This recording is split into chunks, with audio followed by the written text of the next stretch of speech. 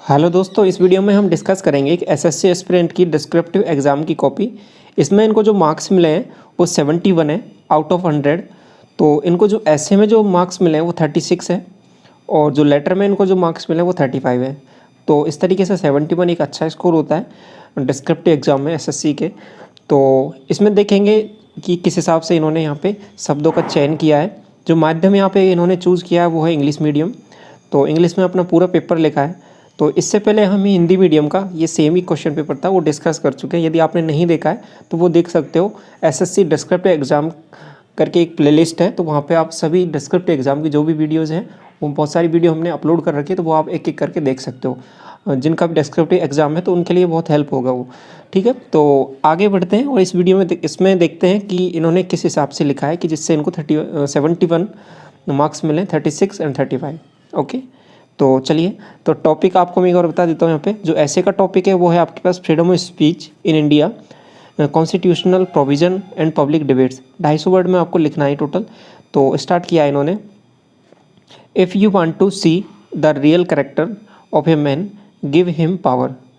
तो एक लाइन यहाँ पे इन्होंने लिखी है कि यदि आप इंग्लिश मीडियम में समझ जाओगे तो मैं इसको डायरेक्ट ही आपको बताता हूँ। ठीक है, तो इसके बाद देखिए कि man is a social animal and आगे देखिए because he has a language and ability to express his opinion with a stroke of a pen and makers of Indian Constitution gave the freedom of speech to every citizen of India for their mental and social development।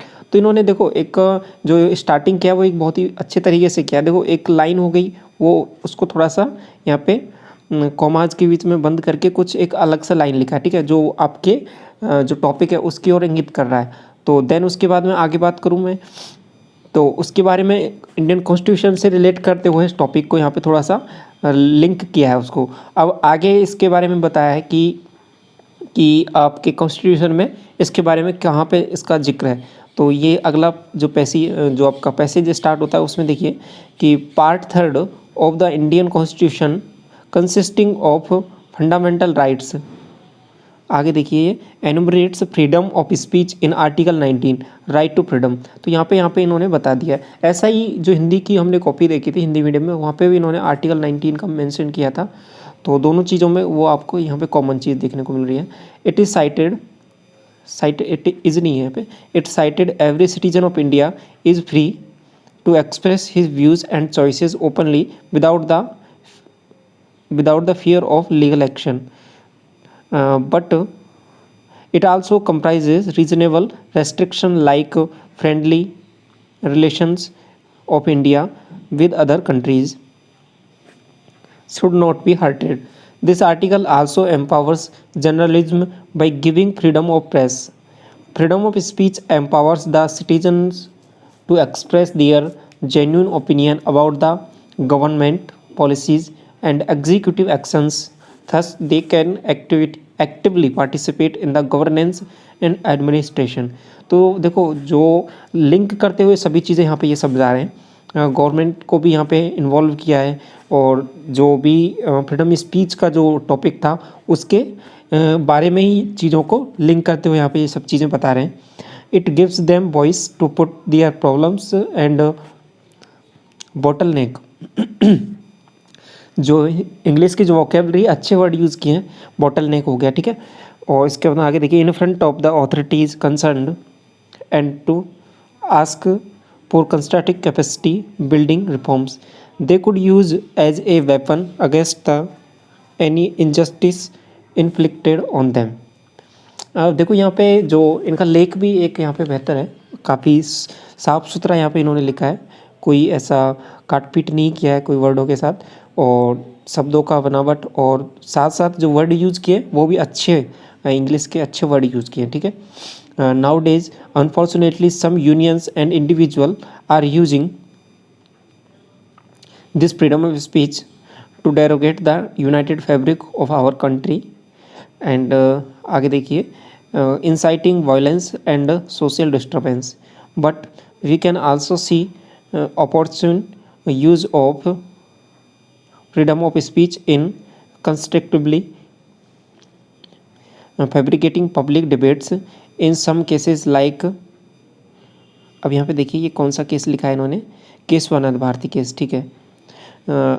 आगे ये word आपको समझ में आ रहा है, देखिए इसमें क्या लिखा है, मुझे समझ में नहीं आ रहा क्या लिखा है यहाँ पे। एंड साहबानो केस, ठीक है। इंदिरा सानवे केस, तो ये यहाँ पे इन्होंने एग्जाम्पल भी दिए हैं, ठीक है। तो इसके बारे में आपको जानकारी होगी तो आप समझ पा रहे होंगे क्या लिखा हुआ है यहाँ पे, ठीक है। Freedom of speech has a long way to go in shaping of India as a intellectual super power if used with the precautions and apt mental faculty. और लास्ट में जो यहाँ पे यूज़ किया है इन्होंने, देखो, freedom without responsibility is a disaster in itself. एक जो एंडिंग किया वो भी एक अच्छे सेंटेंस से किया, ठीक है।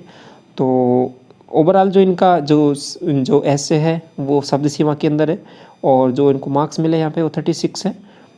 नेक्स्ट क्वेश्चन है आपका, इसमें आपको लेटर लिखना है।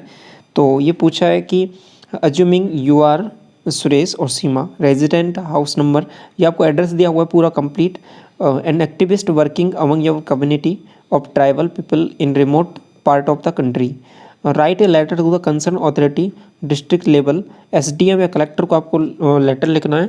बस्तर छत्तीसगढ़ पिन कोड दिया है, उसका भी एड्रेस दिया है आपको, जहाँ पे आपको लेटर लिखना है, ठीक है। Asking for the redressal of various problems faced by the people. अब इसके बाद में शब्द सीमा आपके पास 150 वर्ड है। और लेटर का जैसे कि आप जानते हो कि एक प्रारूप होता है, तो उस हिसाब से आपको लिखना है इसमें। तो ऊपर एड्रेस हो गया आपका, जो दिया है केवल वही लिखना है, अपनी तरफ से कुछ भी ऐड नहीं करना, ठीक है। जितना दिया है उतना लिखना है। और तो ये सब कुछ एड्रेस यहाँ पे दिया है, ये फॉर्मेट होता है, ये यहाँ पे लिख दिया। इसके बाद डेट हो गया, आगे बढ़ दें, डिस्ट्रिक्ट कलेक्टर हो गया, बस्तर छत्तीसगढ़, पिन कोड दिया है तो लिखना है, नहीं दिया तो नहीं लिखना है, ठीक है। यहाँ पे दिया था तो हमने लिख दिया। आगे देखिए सब्जेक्ट, सब्जेक्ट आगे क्या है कि seeking redressal of the problem faced by the tribal community, sir या मैडम। आगे देखिए, I have been working actively with the tribal community in the Bastar region which is under your jurisdiction, ठीक है। आपकी मतलब उसके जो आपको पोस्ट बताया था ना इसमें कि आपको कलेक्टर को लिखना है, ठीक है, डिस्ट्रिक्ट कलेक्टर को, तो उसके अंदर अंतर्गत आता है जो आपका जिस भी रीजन में आप बस्तर रीजन में आप काम कर रहे हो, ठीक है। पीपल आर सफरिंग फ्रॉम ए, अब देखो जो यहाँ पे वर्ड जो यूज़ किए इन्होंने, आपके वोकेबलरी के इंग्लिश के बहुत अच्छे वर्ड यूज़ किए, ठीक है। Paradigm of the problems, no electricity and water connection is there, educational institutions are just name sake, PMJAY has provision for proper dwelling for tribal population but neither the assistance nor the funds have been received by the people. In this distraught health pandemic, even primary health care facilities are absent. They have to travel minimum 20 kilometers on barefoot to receive any emergency health assistance. Proper roads are now nowhere, okay, to be seen. मतलब proper roads कहीं भी नहीं है, इस तरीके से आप समझ पा रहे हैं जो भी आप यहाँ पे लिखा है। Also absence of the employment opportunity worsened, बहुत बद से बदतर है, ठीक है। The trauma and I hereby, अब आगे यहाँ पे ये कंक्लूड करें इसको finally, I hereby request you to look into the matter and oblige me, thanking you. आगे देखिए यहाँ पे क्या लिखा हुआ है कि फेथफुली सीमा, यहाँ पे जो आपका नाम दिया था वही आपको लिखना है, ठीक है। तो इस तरीके से इनको यहाँ पे जो मार्क्स दिए हैं वो 35 हैं, तो टोटल इनके जो स्कोर हो जाता है 35 और इसके 36 उधर हो गया और 35 इधर हो गया, तो 71 मार्क्स होते हैं। तो यहाँ से देखा होगा कि किस हिसाब से इन्होंने यहाँ पे लिखा है, तो आपको एक आइडिया लग गया होगा। तो इस वीडियो में यहीं तक रखते हैं। Thank you so much.